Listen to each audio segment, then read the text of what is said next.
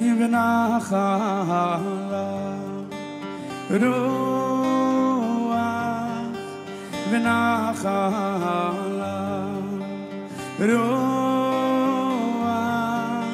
ונחלה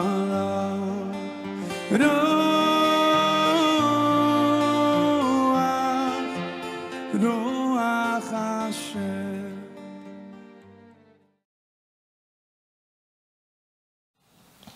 Bom dia, paz do Senhor a todos, amém? Vamos dar continuidade no nosso estudo no primeiro livro de Samuel. Hoje nós estamos no capítulo 2, primeiro livro de Samuel. Vamos orar, para a gente começar. Senhor Deus, nosso eterno Pai, nós queremos te agradecer por essa manhã, na tua casa, na tua presença. Nós pedimos que teu Espírito Santo venha nos conduzir, nos ensinar. O Senhor seja sempre a nossa luz, para que possamos entender qual é o teu propósito para as nossas vidas. Nós queremos consagrar essa manhã ao Senhor, repreender o mal, a falta de atenção, toda interferência, nós rejeitamos e pedimos que o Senhor proporcione um ambiente saudável, de entendimento da tua palavra. Nós queremos colocar tudo e todos nas tuas mãos, no nome de Jesus, amém e amém. Vamos ler alguns versículos para a gente fazer a introdução, tá? Segundo capítulo do primeiro livro de Samuel. Então orou Ana e disse: o meu coração exulta ao Senhor, o meu poder está exaltado no Senhor, a minha boca se dilatou sobre os meus inimigos, porquanto me alegro na tua salvação. Não há santo como o Senhor, porque não há outro fora de ti, e rocha nenhuma há como nosso Deus. Não multipliqueis palavras de altivez, nem saiam coisas arrogantes da vossa boca, porque o Senhor é o Deus do conhecimento, e por ele são as obras pesadas na balança. O arco dos fortes foi quebrado, e os que tropeçavam foram cingidos de força. Os fartos se alugaram por pão, e cessaram os famintos. Até Estéreo deu à luz 7 filhos, e a que tinha muitos filhos enfraqueceu. O Senhor é o que tira a vida e a dá, faz descer a sepultura e faz tornar a subir dela. O Senhor empobrece e enriquece, abaixa e também exalta. Levanta o pobre do pó, e desde o monturo exalta o necessitado para o fazer assentar entre os príncipes, para o fazer herdar o trono de glória, porque do Senhor são os alicerces da terra, e assentou sobre eles o mundo. Tá bom até agora. Amém, gente. Segundo capítulo do primeiro livro de Samuel, para a gente se organizar aqui, nós podemos dividi-lo em 4 sessões, tá? Só para a gente entender. Dividindo esse livro em 4 sessões, nós temos na primeira sessão o Cântico de Ana. O Cântico de Ana, que pode ser chamado também de Oração de Ana. Tá? É um cântico-oração. Que acontece depois dela ter concebido o filho e de entregá-lo ao Senhor no templo. Então ela vai cantar ao Senhor, ou vai orar em forma de cântico, amém? A segunda sessão são os crimes dos filhos de Eli. O Eli aqui, ele é o sumo sacerdote da casa, e os filhos dele são filhos que estão fora do padrão espiritual. E vai haver o relatório dos crimes deles. Terceira sessão vai falar sobre o ministério de Samuel. E a quarta sessão é a profecia contra a casa de Eli. Então, dividindo o capítulo 2 em 4 sessões, entre cântico, crimes, ministério e profecia. Ok? Só para a gente entender. Vamos seguir.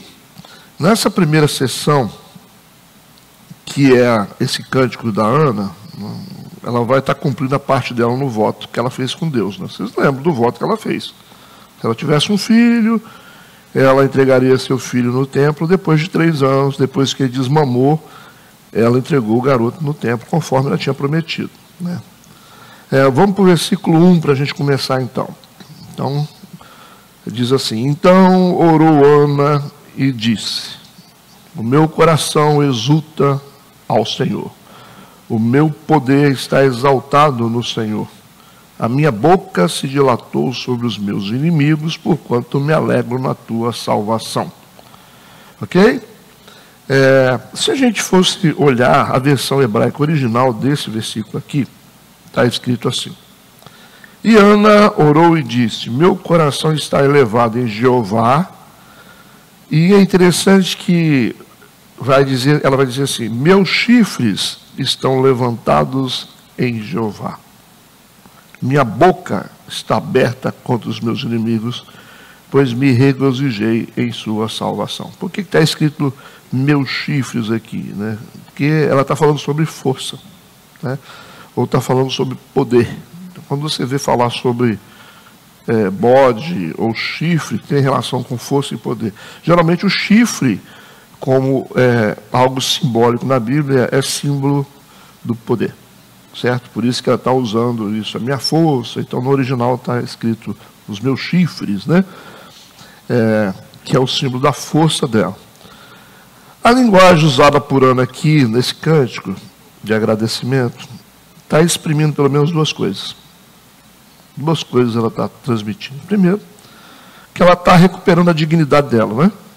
Ela está recuperando a dignidade dela, porque agora ela está dizendo que ela anda de cabeça erguida, né? Isso que ela disse: o meu coração exulta ao Senhor, o meu poder ou os meus chifres estão exaltados no Senhor. Ela está dizendo que agora ela recuperou a dignidade dela, que ela não tinha.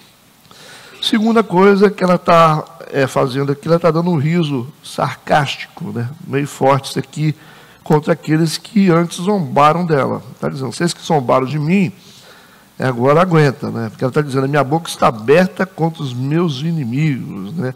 Ou a minha boca se dilatou sobre os meus inimigos. Ela está rindo na cara dos inimigos. Então, assim, é uma vingança santa que ela está fazendo aqui, né?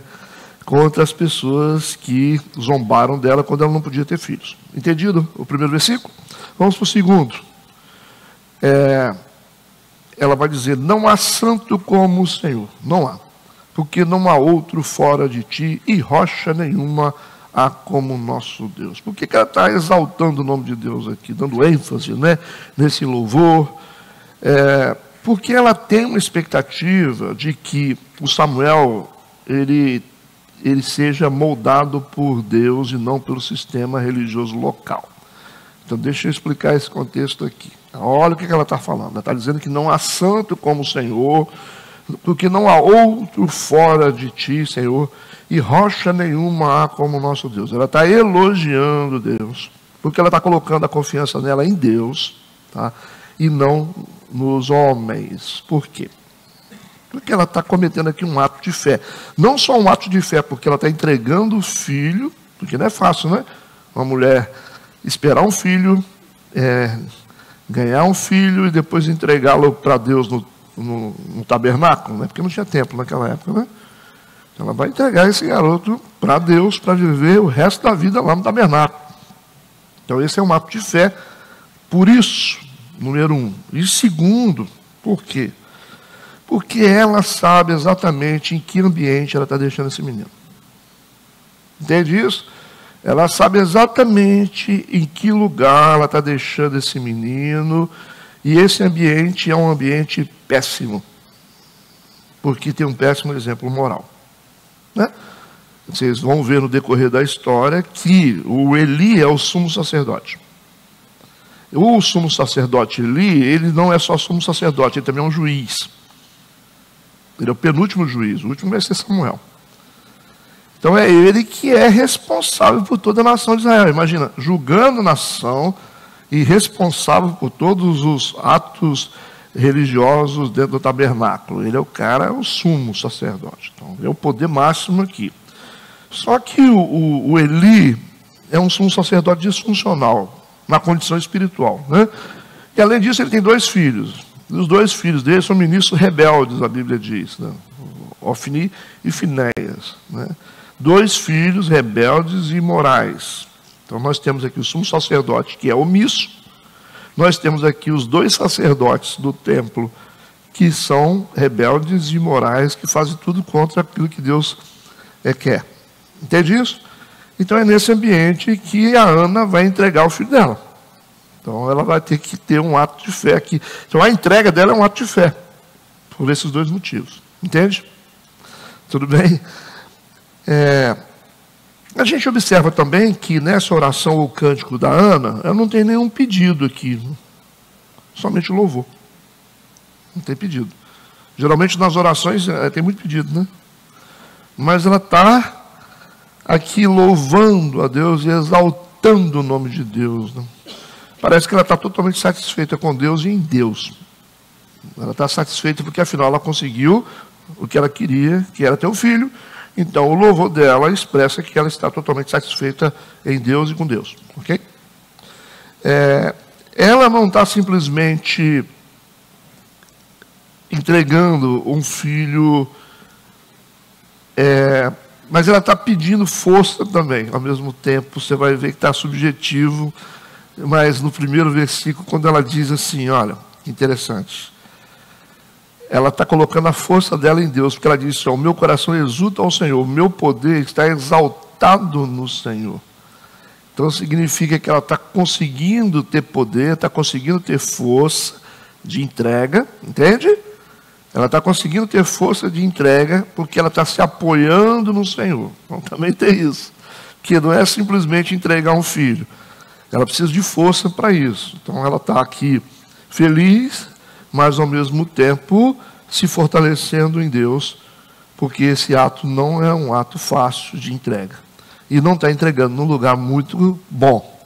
Talvez quando ela prometeu, ela tinha outra perspectiva. Mas agora que o menino nasceu, ela viu que o negócio não está brincadeira. Certo? Nós temos aqui o tabernáculo profanado. Tudo bem? Todo mundo entendeu? Então, mesmo assim ela está sendo grata. Vamos para o versículo 3.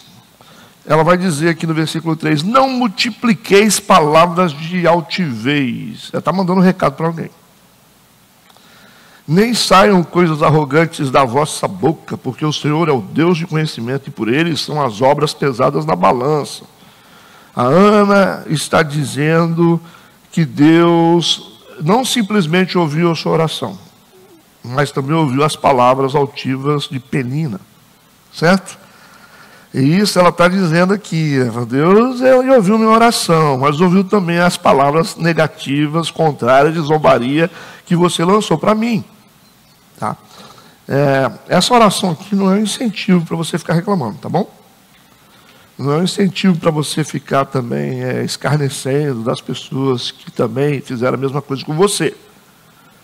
Mas você precisa entender os sentimentos dessa mulher. Ok? O recado de Ana a Penina é de que as ações dela foram conhecidas por Deus. Ela está dizendo que você fez comigo, Deus está sabendo. Tá? Por isso que ela está dizendo, não multipliqueis palavras de altivez. Quem foi altivo aqui? Uma Penina. Nem saiam coisas arrogantes da vossa boca. Quem foi arrogante? Menina, né? Ela vai dizer, porque o Senhor é o Deus de conhecimento. Deus está vendo o que você está fazendo. E por ele são as obras pesadas na balança. Tá? Ou seja, hoje sou eu, amanhã pode ser você. Entendido isso? Vamos para o versículo de 4 a 9. Mas isso não é uma regra para a oração, tá bom? Vamos ser responsáveis. Versículo de 4 a 9, ela vai dizer, o arco dos fortes foi quebrado, né? E os que tropeçavam foram cingidos de força. Os fartos se alugaram por pão, e cessaram os famintos, até a estéril deu à luz 7 filhos. E a que tinha muitos filhos enfraqueceu. O Senhor é o que tira a vida e a dá, faz descer a sepultura e faz tornar a subir dela. O Senhor empobrece e enriquece, abaixa e também exalta. Levanta o pobre do pó e desde o monturo exalto necessitado para o fazer assentar entre os príncipes, para o fazer herdar o trono de glória, porque do Senhor são os alicerces da terra, e assentou sobre eles o mundo. Os pés dos santos guardará, porém os ímpios ficarão mudos nas trevas, porque o homem não prevalecerá pela força. Nós vemos aqui que a Ana, ela está mostrando os atos de Deus em vários aspectos da vida do ser humano. Então vamos prestar atenção na construção que nós estamos fazendo aqui. Tá? Ela está apresentando Deus em sua oração, em seus vários aspectos de atuação, tanto para punir, tanto para exaltar. Então a participação ou o controle de Deus na vida humana, tanto para exaltar quanto para abater. Nem toda o abatimento é da vontade de Deus, mas é da permissão de Deus. Nada acontece sem a permissão de Deus, pode ter certeza. Não significa que Deus está com vontade de fazer algumas coisas, porque Deus é um justo juiz. Às vezes o sistema espiritual, ele se alinha numa posição que Deus tem que dar a sentença, entende isso? Então, mas Deus não tem prazer nessas coisas, mas Ele autoriza. Ele autoriza e Ele está ciente de tudo que está acontecendo, e para cumprir qualquer tipo de juízo ou bênção, isso tem que ser liberado do céu. Entende isso? É isso que ela está dizendo. Então Deus abate, Deus exalta, ela diz, a mulher que não tem filho, os famintos são alimentados, Ele levanta o pobre do pó, e Ele abate os inimigos. Então tudo está no controle de Deus. Amém? Sigamos. Então, ela está dizendo que, na sua oração, que Deus muda a cena a hora que Ele quer e altera o enredo da vida da pessoa da forma como Ele quer, ok? É esse recado que a Bíblia está dando para a gente. Então, não pense você que a sua vida está assim, a Deus dará, mas Deus está ciente de tudo, e as coisas ruins que acontecem por permissão de Deus, mesmo sendo contra a vontade dele, porque Deus não pode deixar de ser justo, ok? E com isso nós chegamos à conclusão de que, por mais difícil que a vida seja, para a gente entender algumas coisas, Deus sempre sabe o que faz em nós e para nós. Compreendido isso? Deus sempre sabe o que faz em nós e para nós. É interessante a gente perceber aqui como que uma experiência de dor, né, que ela tinha de não poder conceber, foi revertida ou foi convertida para uma bênção. Ok? Como que essa experiência de ter a dor revertida para uma bênção pode inspirar uma pessoa a compreender as profundezas de Deus. Legal, né? Como é que isso é interessante, né? Ela está inspirada um tanto aqui, porque lá no início ela chorava, lembra? No início ela chorava, ela ficava lá pelos cantos, triste, não comia, mas agora, depois que o pedido dela foi atendido, ela começa a se inspirar e a compreender as profundidades de Deus, dizendo que Deus é esse, Deus é isso, Deus faz isso, Deus tem controle, Deus domina, Deus pode, Deus levanta, Deus abate, Deus diminui e aumenta, Ele faz o que Ele quer, Ele tem domínio de todas as coisas. Agora ela percebeu que as coisas ou os problemas que ela tinha na vida dela eram problemas que só poderiam ser tratados com Deus. Ok? Não era responsabilidade do marido dela, não era responsabilidade das pessoas, não era culpa de ninguém. Ela entendeu o seguinte: se eu tenho um problema, eu tenho que resolver com Deus, porque Ele sabe de tudo. Entenderam isso? Sigamos. Versículo 10. Aí ela vai dizer: os que contendem com o Senhor serão quebrantados. Quebrantados no sentido de quebrados, tá? Não é quebrantar assim de ficar coração bom, não. É quebrantados, ou poderia-se usar a palavra quebrados. Os que contendem com o Senhor serão quebrados. Ou aqueles que insistem em lutar contra Deus, aqueles que insistem, né, em serem adversários de Deus, eles serão quebrados. Desde os céus trovejará sobre eles. O Senhor julgará as extremidades da terra e dará força. Aí a palavra bode aparece aqui no original. e dará força, essa força que está escrito bode no original, ao seu rei. E exaltará o poder, aí a palavra poder no original está escrito chifre do seu ungido. Porque bode é símbolo de força e chifre é símbolo de poder. Entenderam isso? Agora, por que esse versículo aqui é tão significativo? Por quê? Vamos ver se vocês vão raciocinar rápido. Deixa eu lê-lo de novo. Os que contendem com o Senhor serão quebrantados, ou quebrados desde os céus, trovejará sobre eles, o Senhor julgará as extremidades da terra e dará força ao seu rei. Rei. E exaltará o poder do seu ungido. O que tem aqui de importante aqui que chama a atenção nesse versículo? Nessa época não tinha rei. Entende? Ainda não tinha rei. O primeiro rei de Israel vai ser quem? Saul. Então nesse período não havia rei em Israel, mas ela está dizendo na sua oração que o Senhor dará força ao seu rei e exaltará o poder do seu ungido. Não tinha rei nessa época. A Ana, ela está aqui indo de uma oração para uma profecia, certo? De uma oração para uma profecia. Não era profeta, mas Deus está usando ela para fazer uma profecia do futuro. Ela está enxergando espiritualmente alguém que está, ou estará além do rei Davi, que vai surgir depois, além do rei Saul, né, que vai surgir primeiro, depois Davi, e além do rei Salomão. Ela está vendo Jesus no Antigo Testamento, porque ela está dizendo ungido, que é, na verdade, o Cristo, que é o Messias. Ok? Ela está vendo isso. Lá na frente. Ela está profetizando isso, de que o Senhor dará força ao seu rei. Esse será o grande rei dos reis, né? E o Senhor exaltará o poder do seu ungido. Só tem um ungido. O Messias, o verdadeiro Messias, que é o Cristo. Então não está falando de reis comuns, está falando de Jesus. Entendido? Vamos ao Novo Testamento dar um pulinho lá, para a gente ver algo parecido. Em Lucas capítulo 1, quando nós temos o sacerdote Zacarias, pai de João Batista.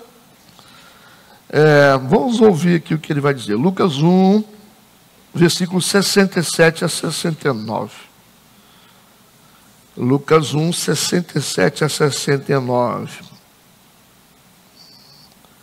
O que vai dizer? E Zacarias, seu pai, pai de quem?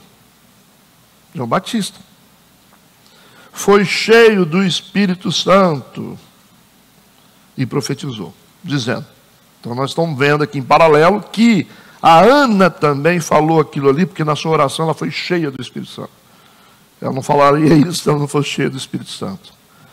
Então Zacarias, que é o pai de João Batista, foi cheio do Espírito Santo e profetizou, dizendo: bendito o Senhor Deus de Israel, porque visitou e remiu o seu povo e nos levantou uma salvação poderosa. Como assim? Quem está nascendo aqui vai ser o João Batista. Mas ele está profetizando que Deus, bendito o Senhor Deus de Israel, porque visitou e remiu o seu povo e nos levantou uma salvação poderosa. A palavra chifre aparece de novo aqui, certo? Vai aparecer aqui no Novo Testamento. Ele está dizendo, e nos levantou uma salvação poderosa, ou um chifre poderoso, na casa de Davi, seu servo. Dessa salvação poderosa que vai nascer, vocês sabem quem é, que é Jesus. Entendido?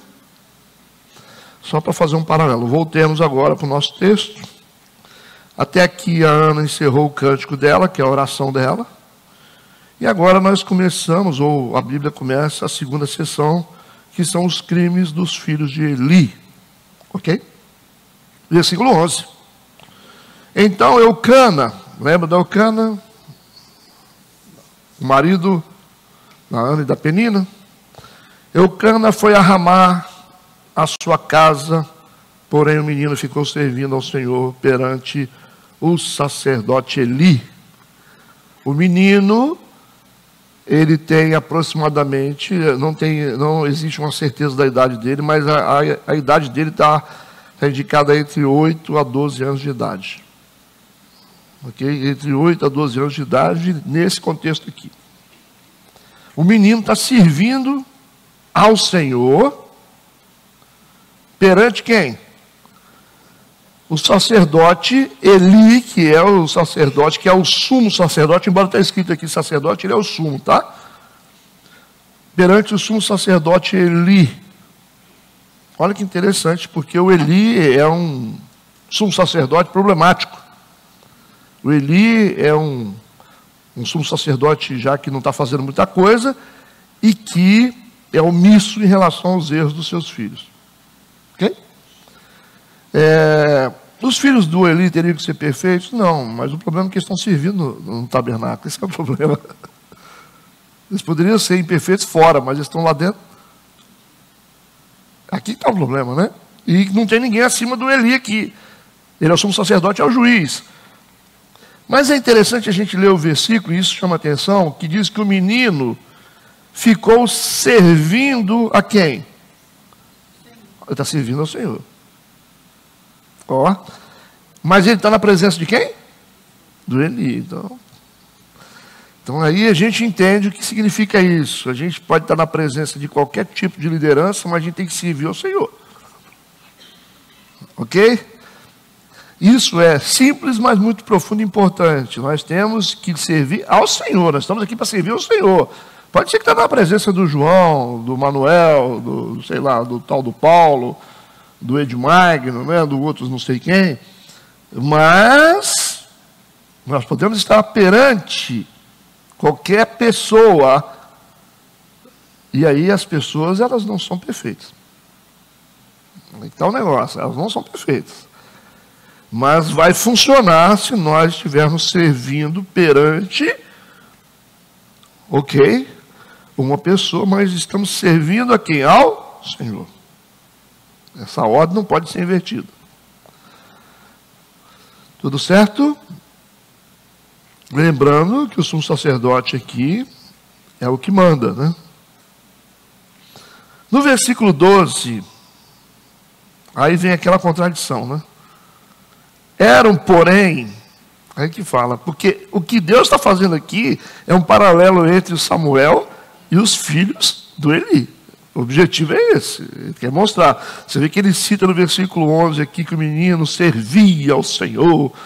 Servia ao Senhor, o menino estava tudo certo, era novinho, mas servia ao Senhor perante o sacerdote Eli. Porém, os filhos de Eli, aí chamados de filhos de Belial, aí filhos de Belial, vocês sabem o que significa, né? A expressão aqui é essa. É como se chamasse alguém, você é filhote do cão. Filhos de Belial não conheciam o Senhor, mas não eram sacerdotes. Não eram sacerdotes, por que eles não conheciam a Deus? Porque o texto está dizendo que eles não conheciam a Deus. Porque se conhecessem a Deus, eles não eram o que eles estavam sendo. Eles não tinham relacionamento com Deus, eles não conheciam a Deus, eles não tinham nenhum tipo de vínculo com Deus. Mesmo servindo dentro do tabernáculo, mesmo exercendo função sacerdotal. Então você pode ter pastores que estão na igreja, mas longe de Deus. Não é legal isso? Para entender? Para entender, tá? Para entender. Certo, igreja? Não subestima isso, não. Não subestima. Porque a gente fala, não, está lá porque Deus não. Está ali porque tem título. Não.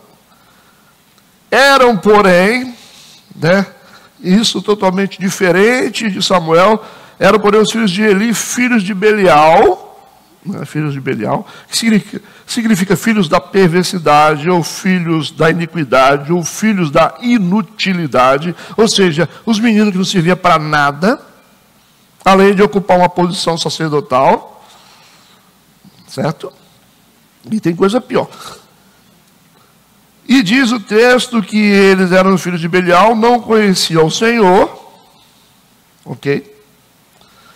E agora, nós temos outro problema que esses dois meninos, eles estavam na linha de sucessão. Porque para ser sumo sacerdote, isso passava de pai para filho. Certo? Na linha de sucessão estavam os dois. Aí o próximo presidente da igreja vai ser um dos dois. Não tem jeito não. E eles são chamados de filho de Belial, são inúteis. São perversos, são imorais, mas eles estão na linha de sucessão. Se você pega no tempo de Jesus, que tinha dois sumos sacerdotes, né? Ainás e Caifás, não tinha dois.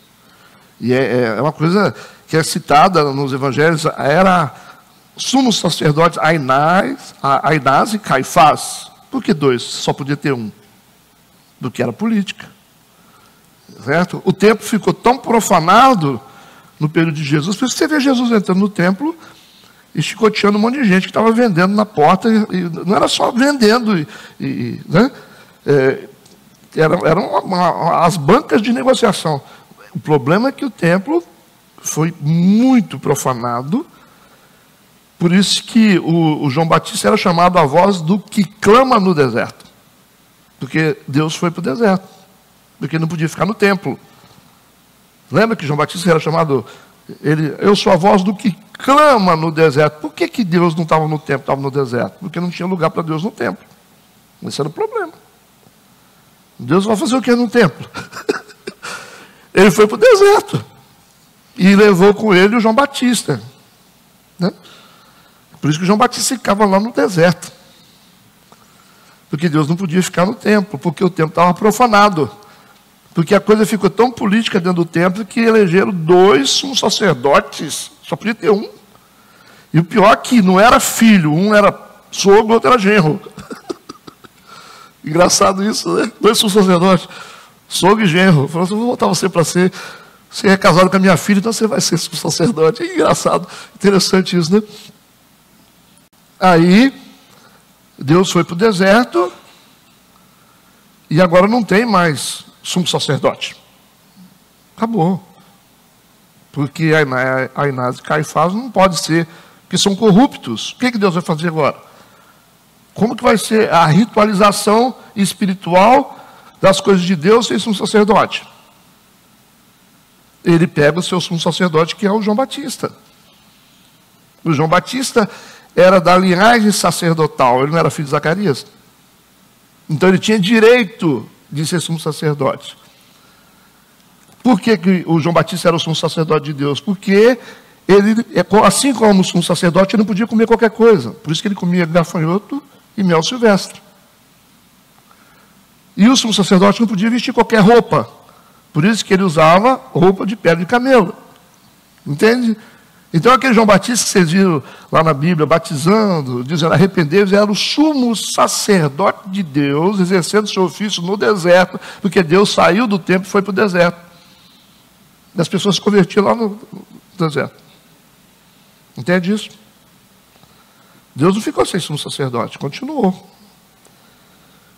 Que era o João Batista. Entendido isso? E aqui nós temos um colapso, né, espiritual, porque esses dois meninos são os mais próximos na linha de sucessão. Ofni e Finéias. Agora vamos ver se vocês são bons de escola bíblica mesmo. Qual dos dois seria o sumo sacerdote? O mais velho ou o mais novo? Vamos ver se vocês são bons de escola. Na regra, teria que ser o mais velho, que é o primogênito. Está na Bíblia, é bíblico. Mas qual dos dois é o mais velho? Como é que você descobre? Ofni e Finéias. Garoto, tá boa de escola mesmo. Pela sequência da escrita judaica. Nos escritos judaicos, o nome de maior relevância aparece primeiro. Ele vem na sequência primeiro. Por isso que Ofni é o que estaria na linha de sucessão. Vocês lembram lá quando falou sobre Priscila e Áquila na Bíblia? Porque Priscila tinha mais relevância, ela sabia mais de coisas espirituais do que o marido. Quem tem mais relevância vem na sequência primeiro, quando você tem nomes escritos. Lembraram disso ou não?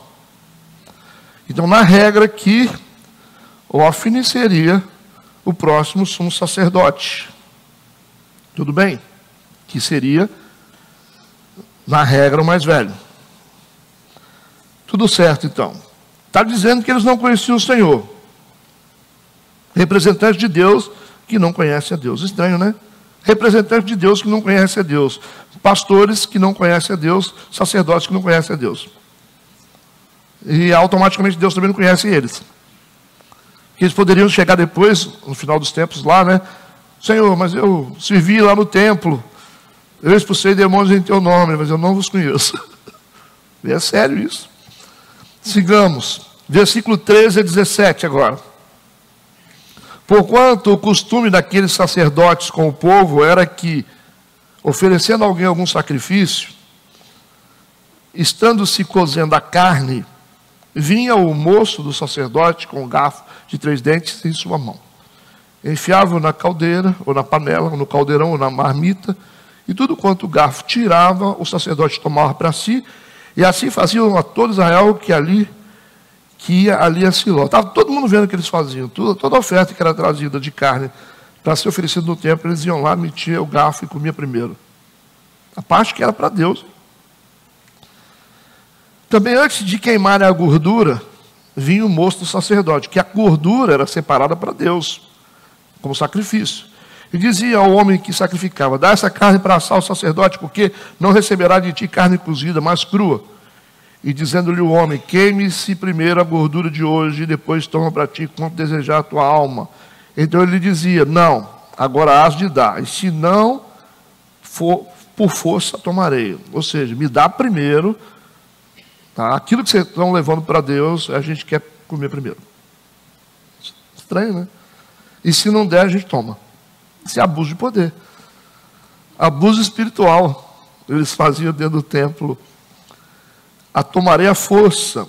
Aí o versículo 17 diz: era, pois, muito grande o pecado desses moços perante o Senhor. Você viu? Porquanto os homens desprezavam a oferta ao Senhor.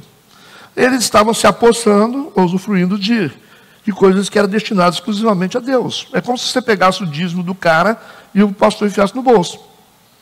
É mais ou menos isso. Essa oferta de animal representa o que a gente faz hoje. Aquilo que era destinado especificamente para as coisas de Deus, para Deus, o que eles faziam? Eles tomavam para eles. E isso era considerado no versículo 17 como grande pecado, porque eles desprezavam a oferta ao Senhor. Ou seja, a gente não pode comer aquilo que é de Deus. Entende? A gordura pertencia ao Senhor. Levítico 3, 16. Quer ler? Vamos lá, versículo 3, 16. Vamos ler. E o sacerdote a queimará sobre o altar, alimento é da oferta queimada de cheiro suave, toda a gordura será do Senhor. Mas eles, eles gostavam de usufruir das coisas de Deus.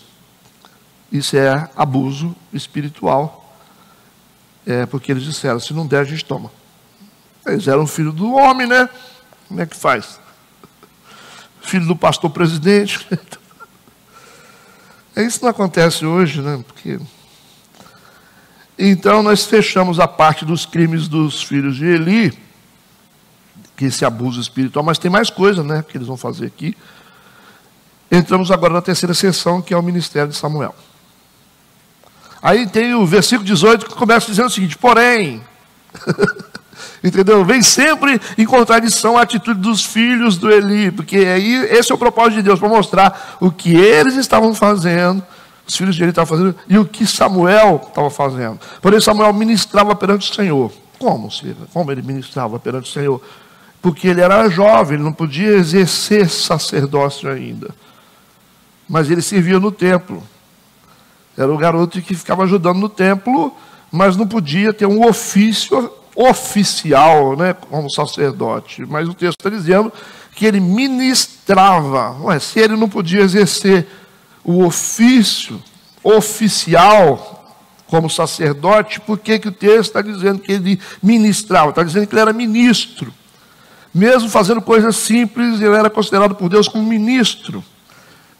Vamos dizer que o cara que abre a porta lá, o cara que toma conta do carro, o cara que, sei lá, vigia as crianças, as mulheres que tomam conta... Entende o que está dizendo o texto? É considerado por Deus como ministros de Deus. Mesmo você realizando coisas simples. Deu para entender ou não? Isso é importante. Sendo ainda jovem, vestido com éfode de linho. Ela está vestida de éfode. Estava vestido com roupa sacerdotal, mesmo ainda não sendo um sacerdote. Porque ele não tinha idade para ser um sacerdote. Mas ele já vestiu o prospectozinho. É como se fosse um pastorzinho que vestia terno e gravata. Entende? É um menino que se vestia como o homem de Deus já pequenininho. Puxa, como é que esse menino recebeu isso, gente? Como é que esse menino servia como um sacerdote pequenininho, mesmo ainda não sendo um sacerdote? Quem deu isso para ele? O contraste do ministério de Samuel em relação a Hófni e Finéias. E os dois eram adultos, e eram sacerdotes, e ele era apenas um menino. E sabe qual era o ofício do Samuel na casa de Deus quando era jovem? Vamos lá. 1 Samuel capítulo 3, versículo 15. Vamos ver o que ele fazia. Se ele pregava, se ele ministrava a Santa Ceia. Vamos ver. 1 Samuel 3, 15. E Samuel ficou deitado até pela manhã. Então abriu as portas da casa do Senhor. O que Samuel fazia? Samuel abriu a porta. Ele acordava cedo para abrir a porta do tabernáculo. Ele era o cara que abria a porta da igreja. Interessante isso. Mas é considerado por Deus como ministro. E para fazer isso, ele tem que vestir uma roupa sacerdotal, um éfode de linho. É o menino de terno e gravata que está lá na porta, abrindo o portão para o pessoal entrar. Entenderam isso? Qual o sentido que Deus está fazendo aqui? O menino é muito mais sacerdote que os caras. Ou seja, você tem um cara em cima do púlpito que é menor do que o menino que está na portaria. Coisa de Deus é assim. O cara está aqui na frente, que eu sou isso, eu sou aquilo, fora em línguas, não sei o quê. É considerado como filho de Belial, enquanto o garotinho, pequenininho, que está na porta, abrindo o portão do tabernáculo, é considerado o ministro de Deus. E aí, o que vocês acham disso? Legal, né? Então, os caras que estão achando que são grandes, são desqualificados, não são conhecidos por Deus, enquanto o menino é conhecido por Deus. Essa é a coisa do reino de Deus que a gente às vezes não entende. Você pode estar onde você estiver, limpando o banheiro, mas Deus está te vendo lá como um ministro, enquanto tem muita gente em cima do altar que Deus não está vendo, não está enxergando, Deus nem conhece. Fala, quem é esse pessoal aí? O pessoal que canta na igreja. Não sei quem é esse pessoal. Esse pessoal, o cara é um pregador, mas eu nunca vi esse pregador. Quem é esse pregador? Ele aqui está dizendo, a Bíblia diz que Deus não conhecia Hófni e Finéias. Eles eram distantes de Deus. Ou seja, a gente pode estar aqui em cima, distante de Deus, e somos desconhecidos de Deus. Deus não nos conhece. Ele falou, não sei quem sois, não sei quem são vocês, apartem-se para o fogo eterno. Está na Bíblia isso? Está na Bíblia. Samuel acordou cedo, abriu as portas da casa do Senhor. Abrir a porta da casa de Deus, acordava de madrugada, né? Muito bom isso. Versículo 19, voltemos para o texto. E a sua mãe lhe fazia uma túnica pequena. Então a roupinha do Samuel usava era a mãe dele que fazia, trazia para ele. Olha que legal. E de ano em ano lhe trazia quando com seu marido subia para oferecer sacrifício anual. Todo ano ela trocava a roupa dele. Ela levava a roupinha para ele. Ela se encontrava uma vez por ano com o menino, porque ela ia na festa, viu o filho dela lá, entregava o pacotão dele, aqui só a roupa, meu filho, a nova. Então a mãe do Samuel está dando para ele aquilo que ele seria. Não é isso? Então os pais precisam dar para a gente aquilo que nós seremos. Aí deu para entender, né? Ele ainda não é um sacerdote, mas a mãe já o fez sacerdote, porque ela pegava, fazia a roupinha de sacerdote, colocava dele, ele ficava na porta lá do tabernáculo, já estava sendo construído pela mãe, e a mãe via ele uma vez por ano, mas ela trabalhava com isso, e às vezes as mães veem os filhos todos os dias e não faz isso. Então, igual o pregador pentecostal. O pregador pentecostal que faz essas conexões, né? Entenderam isso? A sua mãe lhe fazia uma túnica pequena, de ano em ano, lhe trazia quando o seu marido subia para oferecer sacrifício anual. Puxa, nem viu o menino direito, mas quando ela via, ela dava para ele algo significativo. Pouco que ela via. É igual as mães que às vezes trabalham, né? Às vezes você vê seu filho pouco, mas quando você vê, você tem que dar algo para ele significativo. Esse é o problema, né? Não é questão de você estar toda hora, mas quando você estiver, dê o seu melhor. Amém? O menino pequenininho está usando aquilo que seria no futuro a sua vestimenta oficial sagrada. Era um prospecto. Porque ele não podia exercer o ofício de sacerdote ainda, que era novo. Então a gente viu aqui o papel da família. Ele nos dá ainda aquilo que nós deveremos ser no futuro. E é interessante a gente perceber o declínio dos filhos de Eli em paralelo à ascensão de Samuel. Deus é muito esperto, né? Deus é muito soberano, é muito sábio. Enquanto que os filhos de Eli estão caindo, Deus está levantando o menino. Tudo programadinho, não vai ficar sem sacerdote, não vai ficar sem juiz. Ele falou assim, enquanto que você está descendo, Deus está levantando outro. Enquanto você está declinando, Deus está levantando outro para colocar no seu lugar. Pode esperar. Lembra do Saul, quando ele começou a declinar? O Davi já estava sendo cevado por Deus lá no pasto. Né? Esse é o problema. Deus, ele espera até que outra pessoa esteja pronta para colocar no nosso lugar. É isso aí. A ascensão de Samuel está acontecendo. Versículo 20. E ali abençoava Eucana e a sua mulher e dizia... E Eli... abençoava Eucana e a sua mulher e dizia, o Senhor te dê descendência desta mulher pela petição que fez ao Senhor. E voltavam para o seu lugar. Versículo 21, visitou, pois, o Senhor a Ana, que concebeu e deu à luz a 3 filhos e 2 filhas, e o jovem Samuel crescia diante do Senhor. É interessante também que o Eli ainda tem poder para abençoar, mesmo sendo um líder em declínio, mesmo sendo um líder omisso e preguiçoso. Só dele falar que, você vê que Deus é justo? E Eli abençoava Eucana e a sua mulher. Ele abençoou o casal. E dizia, o Senhor te dê descendência dessa mulher. Oxe. E voltavam para o seu lugar. Visitou o Senhor. Depois da palavra dele, ela concebeu e deu à luz a 3 filhos e 2 filhas. Puxa. Olha o que Ana tinha falado aqui. Né? Lembra disso na oração dela? E aqui se tem... o Samuel, mais 3 filhos e 2 filhas. Puxa, está crescendo a casa, né? A partir da palavra do sumo sacerdote e juiz Eli. E o jovem Samuel crescia onde? Diante do Senhor. Crescia diante do Senhor. Ele está num ambiente hostil, está num ambiente disfuncional, mas ele crescia diante do Senhor. Então é possível crescer diante do Senhor. Tudo bem aí? Fala. O que tu desejas? Entenderam isso? Mesmo diante da decadência espiritual, o sumo sacerdote e juiz Eli ainda possui unção para abençoar. O jovem Samuel crescia diante do Senhor, crescia de todas as formas, tá?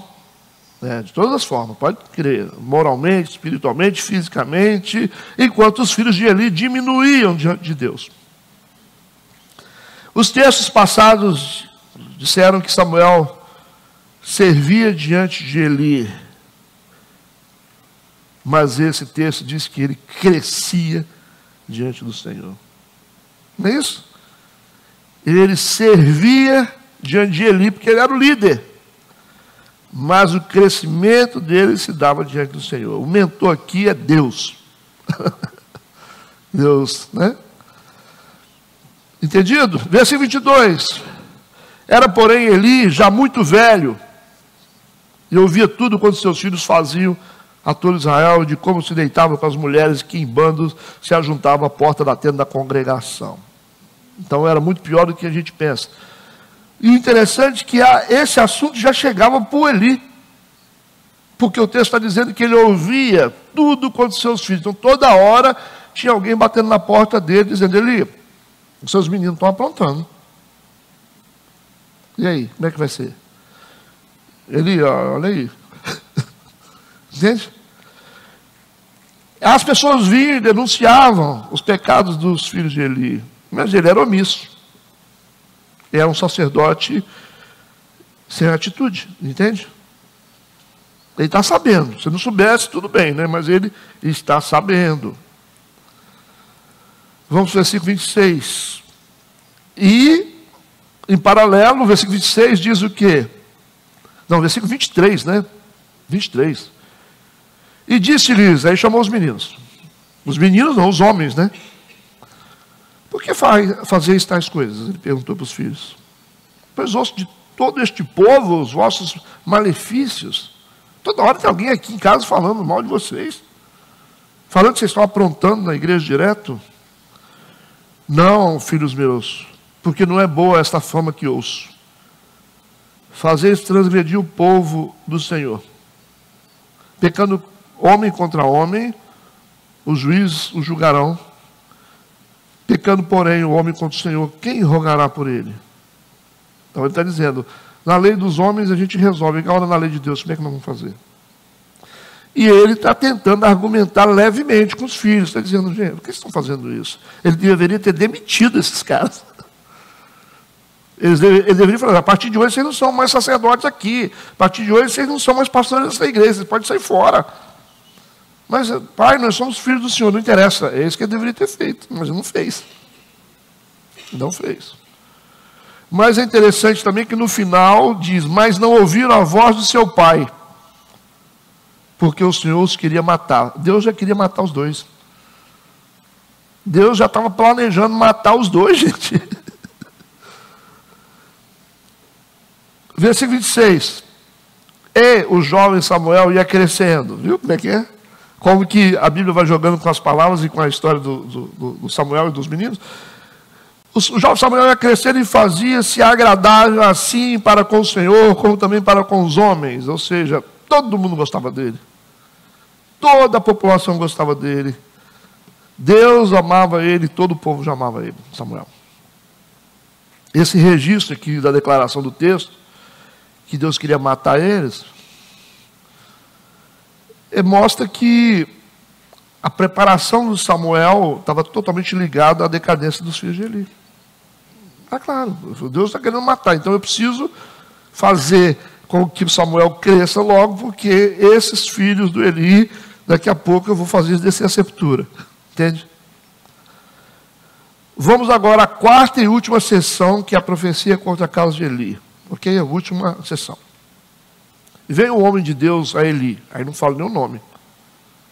Não falou o nome, não tem identidade. É um profeta que apareceu para falar com o sumo sacerdote, para falar... não é só o sumo sacerdote, ele é o juiz. Então, aí Deus vai usar alguém para falar. Aí veio um homem de Deus a Eli e disse-lhe, assim diz o Senhor, não me manifestei na verdade à casa do teu pai, estando eles ainda no Egito, na casa de Faraó. Nossa, Deus voltou lá atrás. Você vê? Ele esqueceu, mas Deus não esqueceu. Deus voltou lá atrás. Eu vou te falar para você onde é que começa a nossa história. E eu o escolhi dentre todas as tribos de Israel por sacerdote para oferecer sobre o meu altar, para acender o incenso e para trazer o éfode perante mim, e dei à casa de teu pai todas as ofertas queimadas dos filhos de Israel.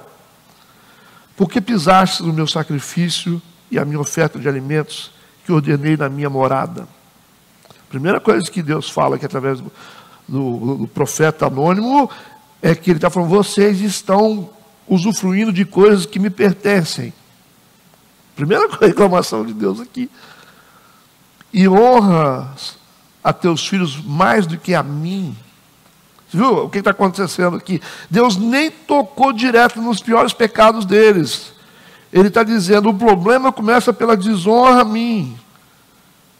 Você está permitindo que seus filhos toquem em alimentos que eram destinados ao meu sacrifício. E você honra mais os teus filhos do que a mim. Esse é um problema, né? Esse é um problema, honrar mais os filhos do que a Deus e até permitir que os filhos façam coisas erradas. Para vos engordardes do principal de todas as ofertas do meu povo de Israel. Não era só os filhos que estavam engordando, ele também estava engordando. Sua família toda está engordando aqui através das coisas. É como se ele dissesse assim, vocês estão usufruindo das coisas da igreja. E está todo mundo se dando bem, cada um compra um carro. Entende? Quando ele fala em engordar, fala no sentido que eles estão comendo as ofertas, mas não só eles comendo, o pai também está comendo. Então por que ele não está mexendo com os filhos? Por quê? Porque ele também está engordando com isso. Entende? Isso não acontece nos dias de hoje. Pouco não. Então Deus está jogando a responsabilidade sobre o sumo sacerdote, que era o líder principal de Israel. Está buscando uma saída a partir dele. O erro de Eli foi se preocupar mais com a reputação dos filhos do que com o Senhor. Deus foi claro aqui. Deus não precisou nem pontuar os pecados deles. Ele falou, você está protegendo seus filhos. Você está botando pano quente nessa situação. Entende? A gente viu, nós entendemos aqui, que a situação era generalizada da família. Ele engordou com a omissão e perdeu o peso da autoridade dele para com a repreensão dos filhos. Tanto é que ele está tão gordo que ele vai cair numa cadeira e vai quebrar o pescoço depois. Você vai ver depois da história. Você acha que a cadeira quebrou por causa de quê? Porque ele estava gordo. E por que ele engordou? Porque ele estava se aproveitando das coisas de Deus. Nossa, aí forte isso, né? Você se beneficiar das coisas que é destinada para Deus e botar no seu bolso, você vai engordar tanto que você vai quebrar o pescoço. Entende isso? Versículo 30. Portanto, diz o Senhor Deus de Israel, na verdade tinha falado eu que a tua casa e a casa do teu pai andariam diante de mim perpetuamente. Deus falou. Porém agora, diz o Senhor, longe de mim tal coisa. Ixi, quebrou a aliança. Porque aos que me honram, honrarei, porém os que me desprezam serão desprezados. Esse é o versículo principal do livro de Juízes. Quem me honra, eu honro. Quem me despreza, vai ser desprezado. Falou, acabou a mamata. Versículo 31, eis que vem dias, ele disse que cortarei o teu braço. O braço significa o poder, tá? E o braço da casa do teu pai, para que não haja mais ancião algum em tua casa. Ele falou, não vai ter nenhuma autoridade mais na sua descendência. Não vai ter mais nenhum líder. Versículo 32. E verás o aperto da morada de Deus, em lugar de todo o bem que houvera de fazer em Israel, nem haverá por todos os dias ancião algum em tua casa. O ancião aqui é o líder, tá? O homem, porém, a quem eu não desarraigar do meu altar, será para te consumir os olhos e para te entristecer a alma. E toda a multidão da tua casa morrerá quando chegar a idade varonil. E isso te será por sinal a saber o que acontecerá a teus dois filhos, Ofni e a Finéias. Ambos morrerão no mesmo dia. A sentença é pesada, né? Ele está dando para ele aqui a realidade. Versículo 35. E eu suscitarei para mim um sacerdote fiel. Já está construído. O menino já está sendo preparado, porque Deus trabalha. A gente está com os olhos fechados assim, está trabalhando. E eu suscitarei para mim um sacerdote fiel que procederá segundo o meu coração e a minha alma. E eu lhe edificarei uma casa firme. Casa firme é a autoridade dele. E andará sempre diante do meu ungido. Olha, é o Samuel. E será que todo aquele que restar da tua casa virá a inclinar-se diante dele por uma moeda de prata e por um bocado de pão e dirá, rogo-te que me admitas algum ministério sacerdotal para que possa comer um pedaço de pão. A autoridade do Samuel vai ser tão grande a que todos terão que estar diante dele todos. Ele vai ungir rei, ele vai fazer uma lenha. Né? Ele vai ensinar aqui até ao Saul como é que mata inimigo. Ele vai ensinar. Que o Saul fica bonzinho demais, né, com o rei Agag. Ele falou, vou te ensinar como é que a gente mata inimigo. Assim, quando Deus manda a gente matar os inimigos, eu vou te ensinar como é que mata.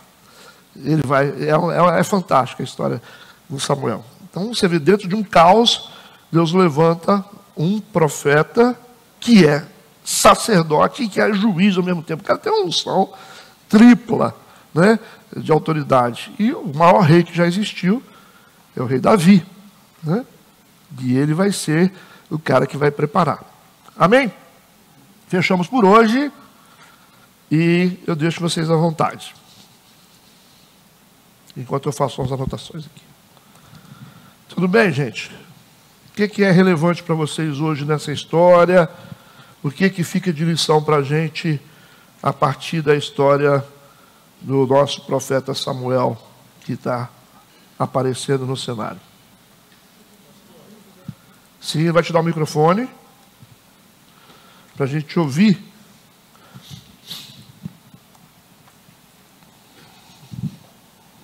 Oi. É uma dúvida aí que eu, no decorrer dessa lição, eu consegui tirar. No versículo 30, se quiser até mostrar aí, é que o Samuel, ele é da tribo de Efraim.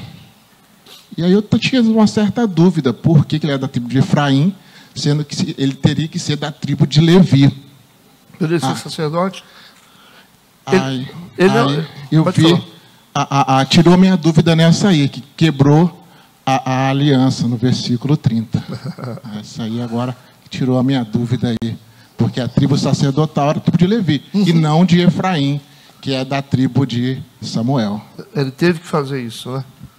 Quebra a aliança, ele explicou claramente, né, por que ele fez isso. E é aquela coisa, né, se os discípulos não clamassem, as pedras clamarão, Jesus falou isso. Né? É igual pregar, né? Se a gente, que nós somos bonzinhos e santos, a gente não prega, Deus pega lá o viciado em cocaína, o ladrão, transforma ele e faz ele pregar. Alguém tem que fazer, né? Então é interessante as transições. E os textos, a gente prestando atenção, eles vão respondendo as nossas dúvidas. Né? A própria Bíblia, ela tira as dúvidas, né, e mostra por que Deus faz. Ele cumpre os princípios dele. Né? Eu gostei que você fez uma coisa interessante, que você tinha uma dúvida e você olhou para o texto e descobriu sua dúvida dentro do texto. Né? O texto está respondendo, né? Ele está falando o tempo todo, é Bíblia pela Bíblia. Se a gente estiver focado bem, muita coisa a gente consegue entender. Então, o caráter de Deus, às vezes a pessoa pergunta por que Deus fez isso. Eu entendo claramente o que Deus fez, cara. Tem que fazer assim mesmo. E o povo não é fácil, não. No livro de Juízes, Deus tem uma paciência tremenda, né? Mas agora a coisa vai mudar, né? Ele foi claro aqui no texto. Agora, se vocês me honram, vocês serão honrados. Se vocês não me desonram, vocês serão desonrados. Acabou a mamata. Como Paulo dizia, né? Aquele que não trabalha não come. Sistema capitalista. Acabou a graça, né? Quem bate na porta, a porta abre. Quem busca, encontra. É isso. Tudo bem? Como é que está? Está com dúvida, Mateus? Que houve? Tudo certo? Ah, tá. Tem o meu amigo Vinícius.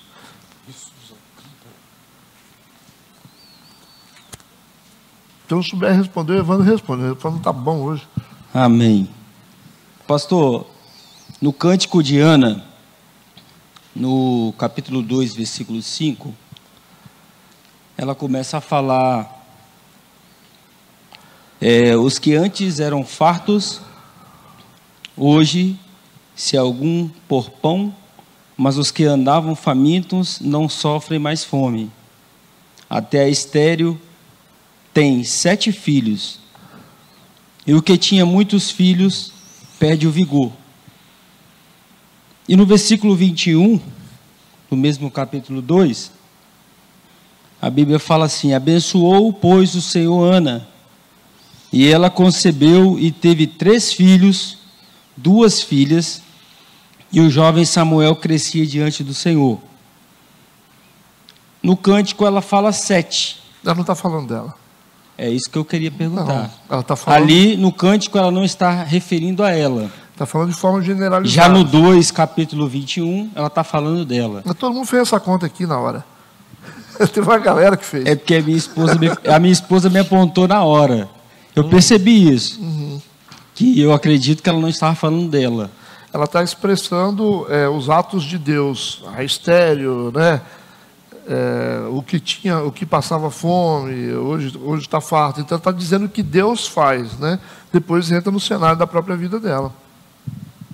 É a lógica também, né? Porque o número tem que bater, né?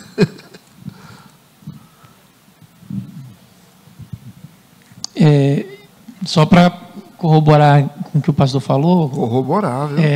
O número 7 é a perfeição. Então, quando está ali no cântico falando, Deus ele pega aquilo que é imperfeito e traz a perfeição, a estéreo, né? Então ele tira a gente, trazendo para a nossa vida, ele tira o homem do pecado, ele tira o homem da pior condição e leva ele à perfeição. Então, acredito que no cântico de Ana, ela está fazendo essa referência ali. Sim, o número 7. Do número 7, isso. Tá? Que Deus tira da esterilidade e leva para a perfeição. O padrão está subindo aqui, viu? Isso. Rapaz.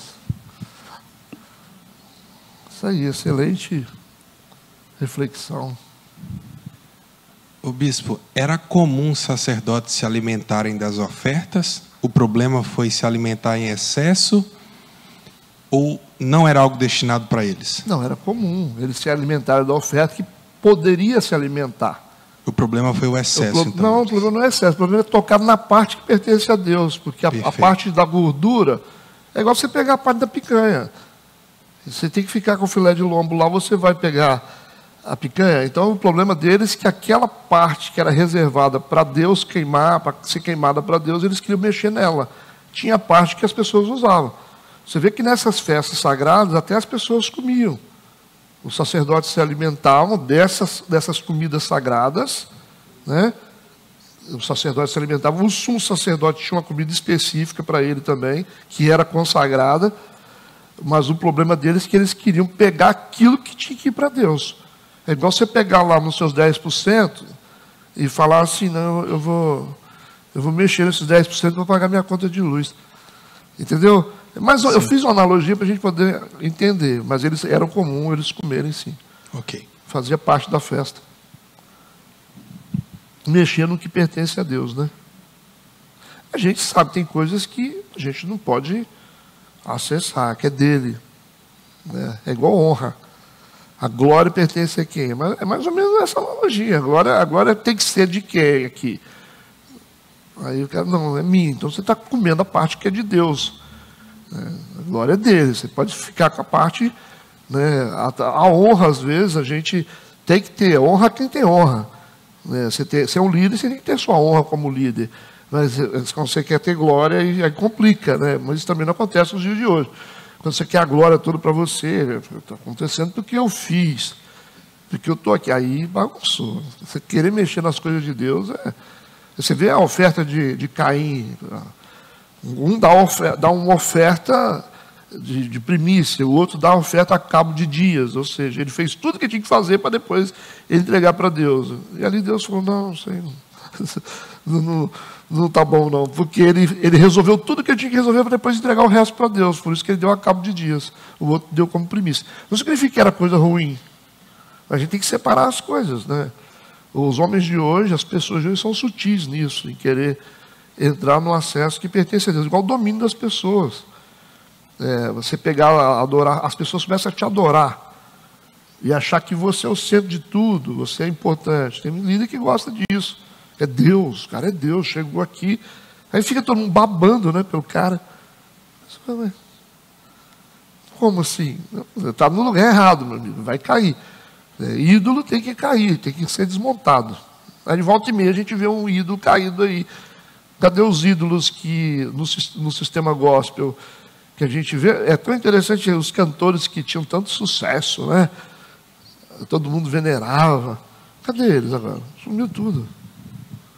Acabou aquele afã da igreja de querer trazer gente para a igreja. Você acha que o pessoal está atrás disso mais? O pessoal não quer saber disso mais, não. Não, nós vamos fazer aqui, vai trazer fulano que é famoso. Os crentes querem saber disso mais não, pai. Esse negócio de famoso, assim, no reino de Deus é meio complicado. Tem uns orelhas ainda que gostam, né, de ficar idolatrando. Fica, não, mas tem que ser, senão... Mas dá essa moral. O ministro, tudo bem, você tem um ministro, agora, idolatria, igual esse povo faz, está acabando, né, no meio da igreja. E está passando. Eu lembro de quantos cantores que a gente ouvia, a gente ia em show. Tem cantor hoje, gosta se vier em Colatina, a gente nem sai da igreja para ir lá ver. Nem sai. Não sai. Ah, fulano está lá na arena. Eu só, saber de nada. Porque o povo está amadurecendo. Não está mais atrás dessas coisas. Porque eles são os caras que vêm, tomam dinheiro, todo mundo venera, toca em mim. Né?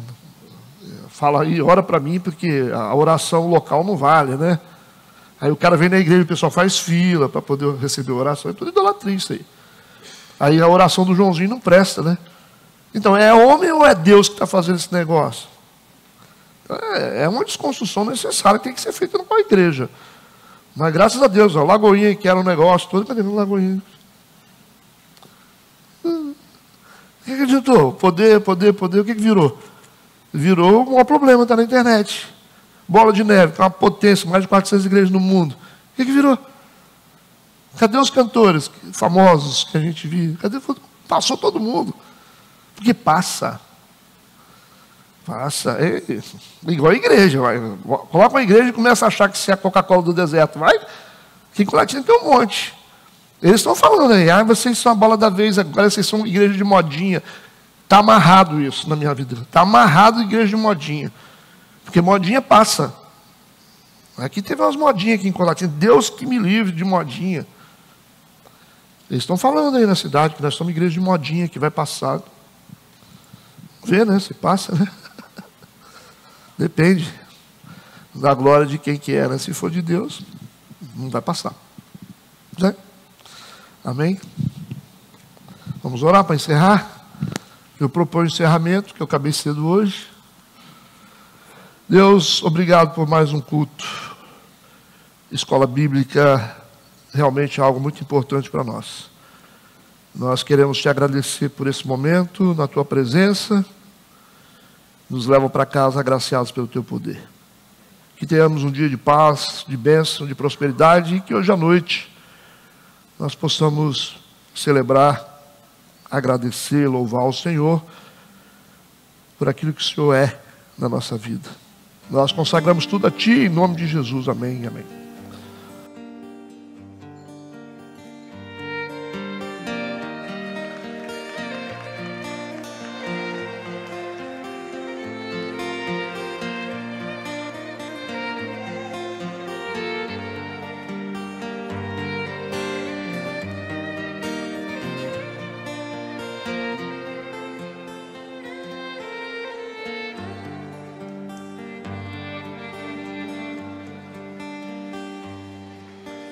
ונחלה רוח ונחלה רוח ונחלה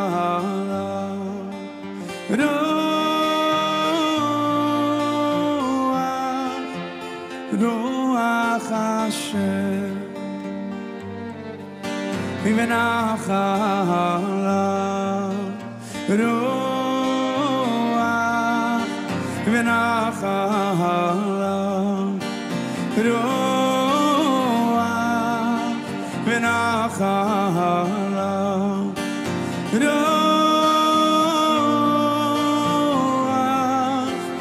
רוח השם רוח חוכמה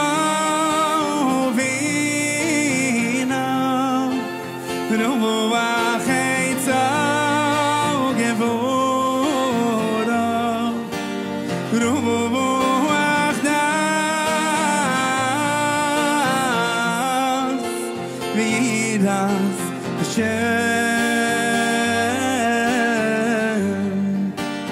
רוח חוכמה ובינה רוח עצה וגבורה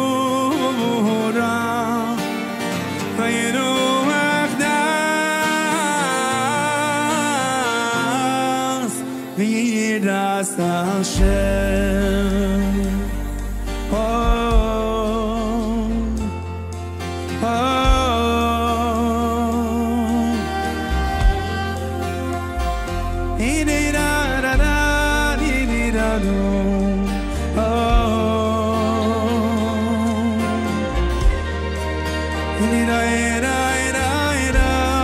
everyone together with the harmony. Let me hear you. I know.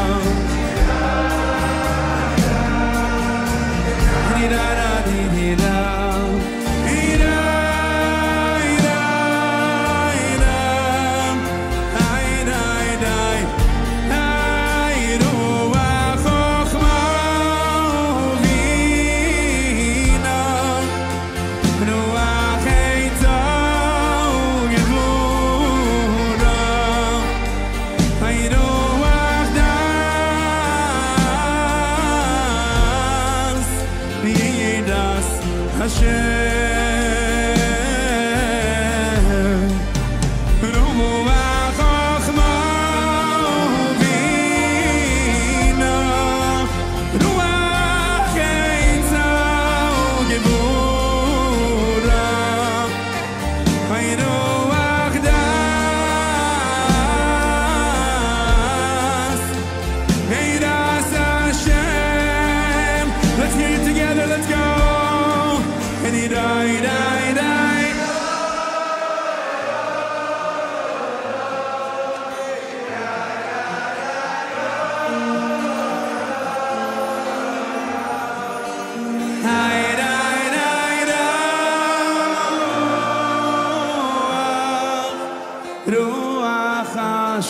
One more time, even louder than that.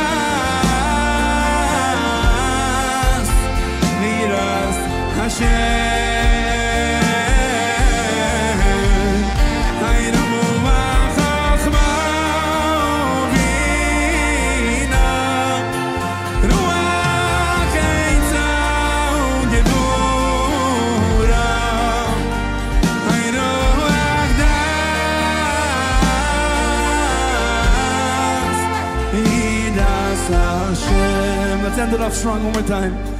Amen.